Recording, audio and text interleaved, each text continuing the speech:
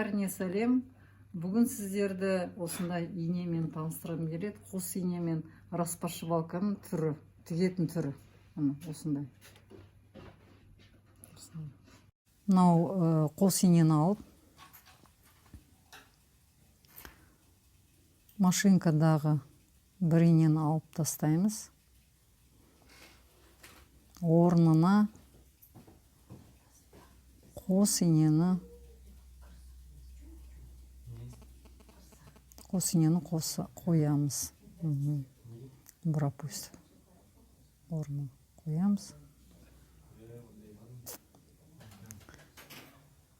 Енді машинкаға екі катушка жіпті заправка жасаймыз. Бірінші оң жақтағы жіпті жасаймыз заправканы. Оң жақтағы инеге. Оң жақтағы инеге. Екінші катушка сол жақта. Сол жақтағы жіпті дәл солай оң жақтағы жіп сияқты заправка жасаймыз. Дәл солай. Сол жолмен.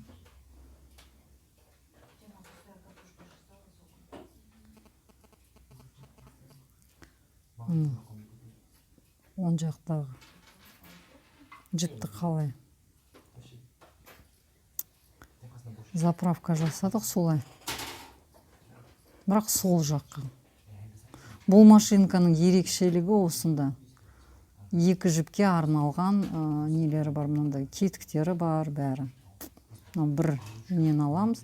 Енді мынау лапкада екі ине кіретіндей орын болу керек. Осы оң жақтағы жіпті жаңа алдық қой, соны алып оң жақтағы инеге кіргіземіз.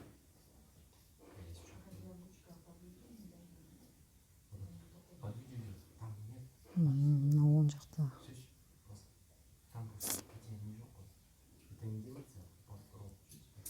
Енді мынау сол жақтағы жіпті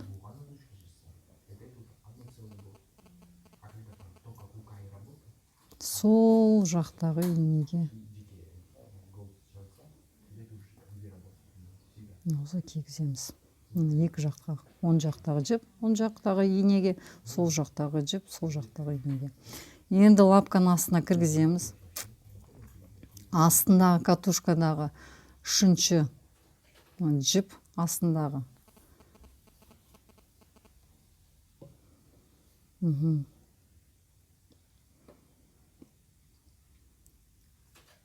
Енді үш жіп болады, бір, екі, үш. Екі үстіңгі, біреу астыңғы.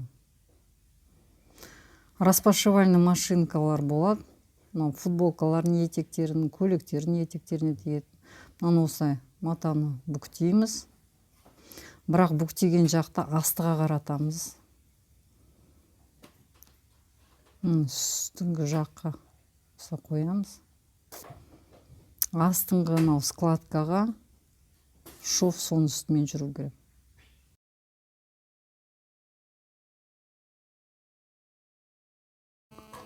Осылай жүргіземіз. Осылай жүргізген кезде көресіздер.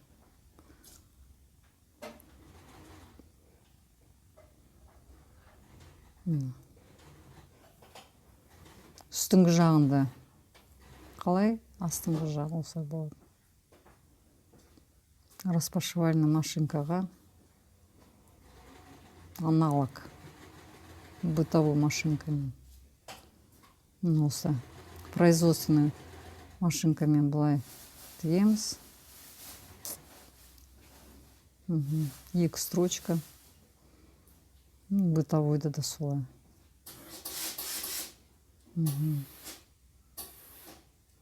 Осылай үйде өзіміз футболкаға Ал енді басқаша кішкене вид көрсетейік. Бір жағына оң жағында бордовый жіп, сол жағына сары жіптен заправка жасадық. Тіккен кезде екі строчка болады, бірақ әртүрлі. Бір жағында қызыл, бір жағында сары. Бұлай да жасауға болады.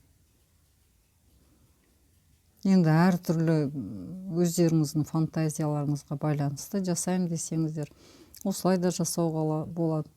Мұның астыңғы жағында осылай сары, қызыл, бордовый.